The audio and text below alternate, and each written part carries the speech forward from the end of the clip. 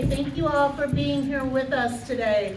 We're so excited to be able to show you a little glimpse of what it is like to be seriously mentally ill, to be within the Clubhouse community on a day-to-day basis. One of the things that I know is so important for my work at the Civic Theater is storytelling.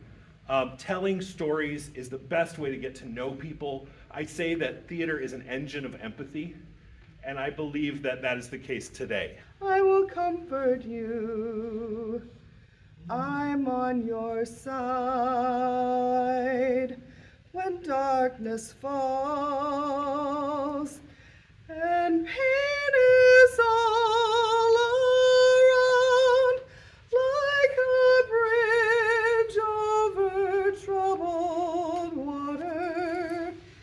I will lay me down. I was in the lab and I started hearing whispers and I thought I saw a ghost. I thought I started a nuclear war and that the government was trying to hypnotize me through the screen and the radio. I also thought I was paying for all of my past sins and mistakes. I had no idea my mind was playing tricks on me. I had barely ever heard of mental illness. I was very scared and I couldn't sleep. The next morning I called my parents in Maryland and my dad came up to Boston. However, I wouldn't let him in my apartment because I thought he was the devil trying to get in. On the advice of a serious religious order near me, I went to go to the chaplain at nearby Hanscom Air Force Base. On the advice of the chaplain, I went to a nearby psych hospital to get evaluated. I dreamed of a 20-year career in the Air Force, but that did not happen, and I was medically discharged immediately. I had no big going away party or anything like that, nor did I want one at the time. You have your assignments. Good luck.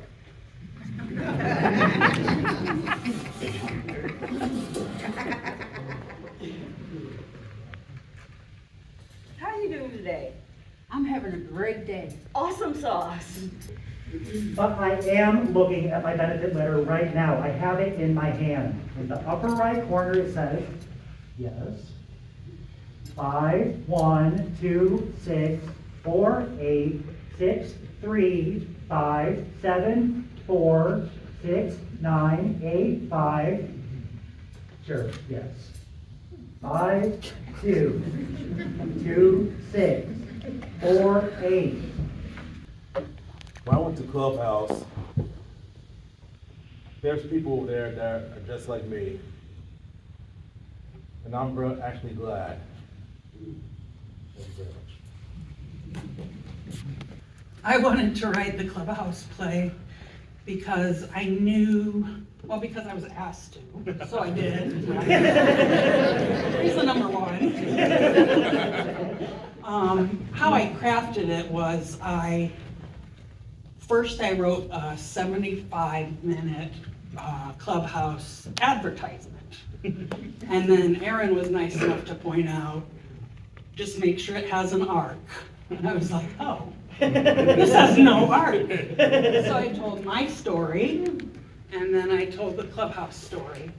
And then I thought it was appropriate to take the book, Our Stories, and choose some of the memoirs from people who are no longer with us.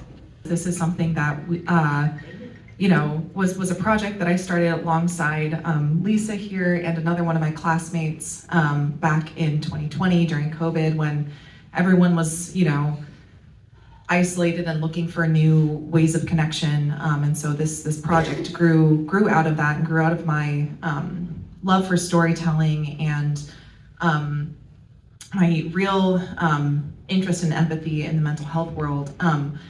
And so I think this is a proud moment because it has come full circle from this book that we were able to publish, way back in 2020 when I was like barely an adult. One of the first things, two things that really come to mind are that Clubhouse, a lot of it is really just based on forming relationships. We develop relationships, staff with members, members with members. It's about building a community. It's about building a sense of belonging, and we do that through building relationships. And one way we build relationships is just having shared experiences over time. And this, for me, has just been another fantastic experience to share with such a great group of people. and the ups and downs, and the laughter and the nerves, and just all of that has been a great experience. And I think a number of us will look back on this over time and say, that was a fun thing to go through together.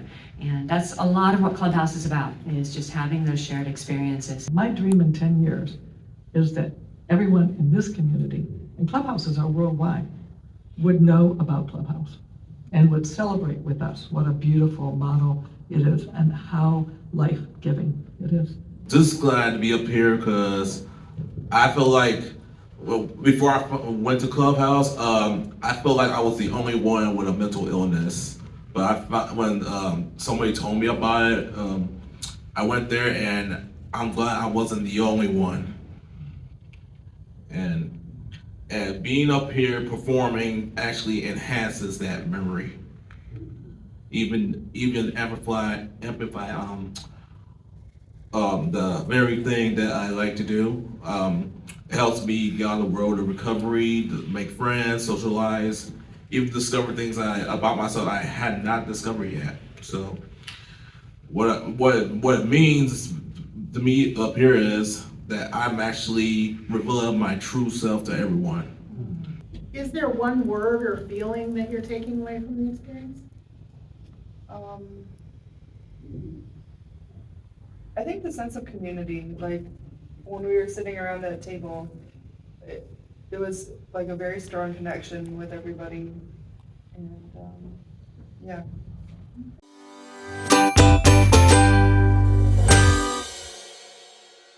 Can we have a collective awesome sauce? Awesome sauce!